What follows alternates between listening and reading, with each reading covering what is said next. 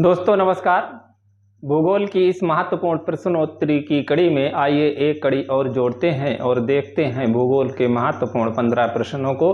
इन प्रश्नों को देखते हैं जो कि पिछली परीक्षाओं में आए हुए प्रश्न हैं, तो बहुत ही महत्वपूर्ण प्रश्न हैं, इसलिए बने रहिए हमारे साथ। तो पहला प्रश्न देखते हैं कि हमारा पहला प्रश्न जो हमने चुना है उसे वो है, करक तथा मकर रेखा के मध्य भाग को क्या कहते हैं। यानी कि जो करक रेखा और मकर रेखा होती है उसके मध्य भाग को हम क्या कहते हैं। जैसे कि हमारी ये पृथ्वी है और पृथ्वी के मध्य से एक रेखा है जिसे विषुवत रेखा कहते हैं, फिर एक करक रेखा, ये ऊपर करक रेखा होती है, नीचे मकर रेखा। तो ये करक रेखा और मकर रेखा का जो भाग है इसे हम ट्रॉपिकल यानी कि उष्ण कटिबंधीय कहते हैं।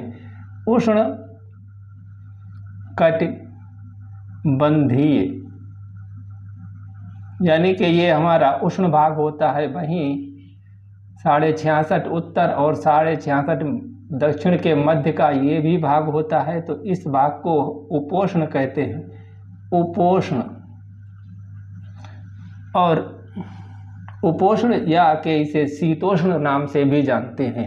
और उसके बाद का जो 66.5 अंश उत्तर और 66.5 अंश दक्षिण, ये वाला भाग जो है ये उष्ण भाग होता है बीच का, और उसके बाद का भाग ये उपोष्ण या कि शीतोष्ण होता है। उसके बाद में जो 66 से और 90 तक का जो भाग है इसे जो है वो दोनों गोलार्धों में इसे जो है शीतोष्ण कहते हैं, शीतोष्ण या कि उपोष्ण। बाकी इस भाग को जो है वो शीत कहते हैं, शीत कटिबंधीय, शीतोष्ण कटिबंधीय, शीत कटिबंधीय और उष्ण कटिबंधीय। तो 0 से 23.5 अंश उत्तर और 23.5 अंश दक्षिण वाले भाग को उष्ण कटिबंधीय कहते हैं, और 23.5 से 66.5 अंश उत्तर और 23.5 से 66.5 अंश दक्षिण के भाग को शीतोष्ण कटिबंधीय कहते हैं, और 66.5 से 90 तक का भाग जो है उसे शीत कटिबंधीय नाम से जानते हैं। अगला है, चैलेंजर गर्त कहाँ पर स्थित है। तो दोस्तों चैलेंजर गर्त ये प्रशांत महासागर में स्थित है। प्रशांत महासागर यानी कि पैसिफिक ओशन में स्थित है, प्रशांत महासागर में स्थित है। अगला तीसरा प्रश्न है हमारा कि विश्व की कितने प्रतिशत जनसंख्या एशिया में निवास करती है। तो दोस्तों विश्व की लगभग 60% जनसंख्या एशिया में निवास करती है, और इसका प्रतिशत जो है वो 58.9 के करीब है। तो इसलिए इसे लगभग 60 में मिलेगा, या कि 60 के आसपास यदि कोई डिजिट है तो वहाँ पर ही सत्य होगा और वही डिजिट है। अगला प्रश्न है कि क्षेत्रफल की दृष्टि से गन्ने में प्रयुक्त सर्वाधिक क्षेत्रफल किस देश में पाया जाता है। यानी कि गन्ना का जो क्षेत्रफल है वो सबसे ज़्यादा किस देश का है। तो दोस्तों ये क्षेत्रफल भारत का है, लेकिन देश में जो क्षेत्रफल है उस क्षेत्रफल में सर्वाधिक जो क्षेत्रफल है वो क्यूबा का है। यानी कि सबसे ज़्यादा गन्ना वो क्यूबा में उत्पादित किया जाता है। अगला प्रश्न है कि लौह अयस्क की सबसे उत्तम श्रेणी कौन सी होती है। तो दोस्तों लौह अयस्क की सबसे उत्तम श्रेणी जो है वो मैग्नेटाइट नाम से जानी जाती है। मैग्नेटाइट ये श्रेणी लौह की सबसे उत्तम श्रेणी होती है। अगला प्रश्न है कि पीत क्रांति यानी कि येलो रेवोल्यूशन या पीली क्रांति किस फसल के उत्पादन से संबंधित है। तो पीत क्रांति या पीली क्रांति जो है वो तिलहन फसल के उत्पादन से संबंधित है। अगला प्रश्न और 7वां प्रश्न हमारा है कि कोरोमंडल तट का विस्तार है। तो दोस्तों कोरोमंडल तट का जो विस्तार है वो हमारे भारत में कुमारी अंतरीप से लेकर और इधर नदी बहती है तब कृष्णा नदी कुमारी से और कृष्णा नदी के तट तक है। कृष्णा नदी का जो डेल्टा है उस तट को, इस वाले भाग को जो है वो कहते हैं कोरोमंडल मंडल तट। कोरोमंडल तट, कृष्णा नदी के डेल्टा के भाग को कोरोमंडल तट के नाम से जाना जाता है, जो कि कुमारी से और कृष्णा नदी के डेल्टा तक विस्तृत है। कृष्णा नदी डेल्टा।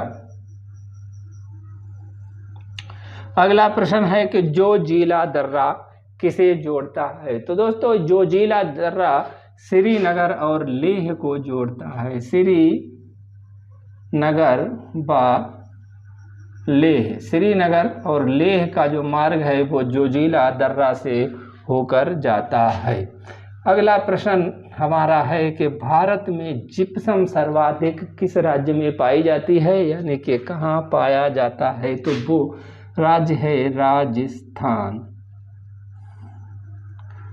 राजस्थान राज्य में सबसे अधिक जिप्सम पाई जाती है। अगला प्रश्न है कि स्थानांतरण खेती किन क्षेत्रों में होती है? स्थानांतरण खेती, एक स्थान पर खेती करते हैं, फिर उस स्थान को छोड़कर और दूसरे स्थान पर किसान जाकर खेती करते हैं, तो ऐसी खेती को स्थानांतरण खेती या झूमिल खेती के नाम से जाना जाता है।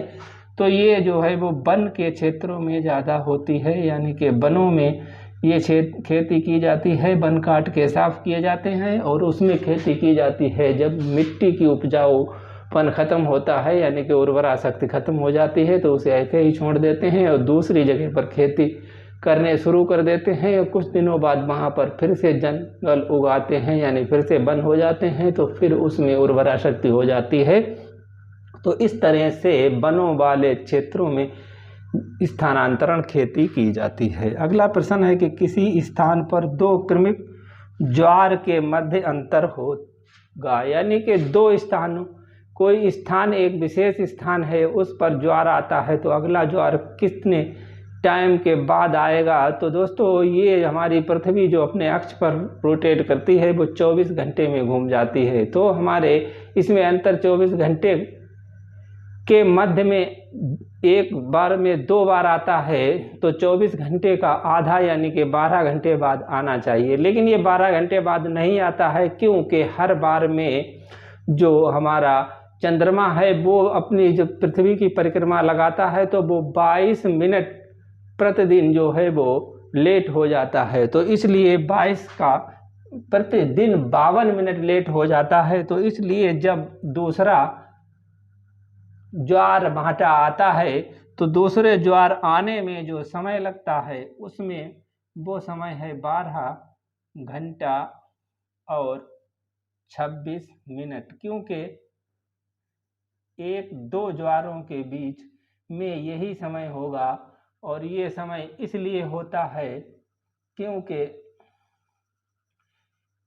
24 घंटे और 52 मिनट में सूर्य जो है वो वहाँ पर पहुँच पाता है जहाँ पर चंद्रमा जो एक परिक्रमा जहाँ पर दिखाई देता है वहाँ पर 24 घंटे और 52 मिनट लेट पहुँचता है। यानी कि वो सूर्य का चक्कर, जो पृथ्वी का चक्कर चंद्रमा लगाता है, वो प्रतिदिन 52 घंटे लेट हो जाता है।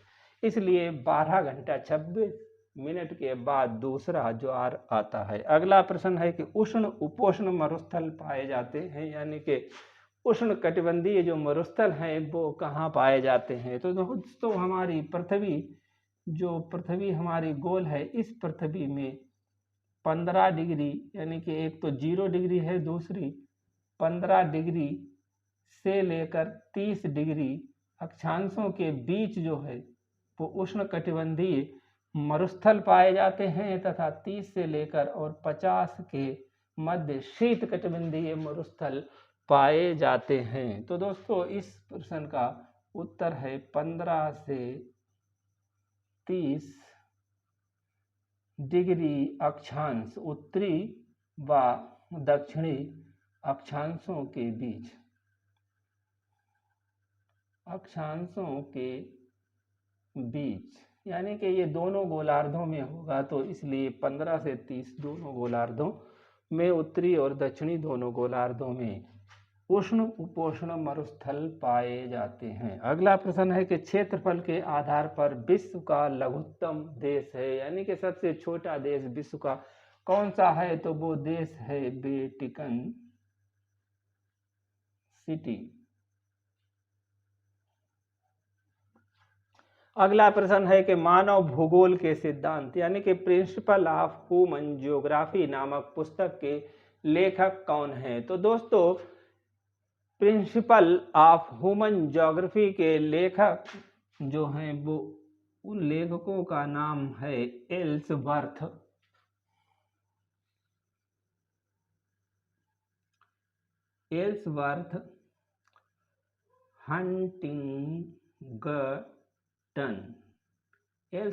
हंटिंगटन। और इन्होंने और भी दो पुस्तकें लिखी हैं, वो बहुत ही महत्वपूर्ण पुस्तक हैं, यानी कि एक पुस्तक का नाम है द पल्स ऑफ एशिया और दूसरी पुस्तक इनकी है सिविलाइजेशन एंड क्लाइमेट।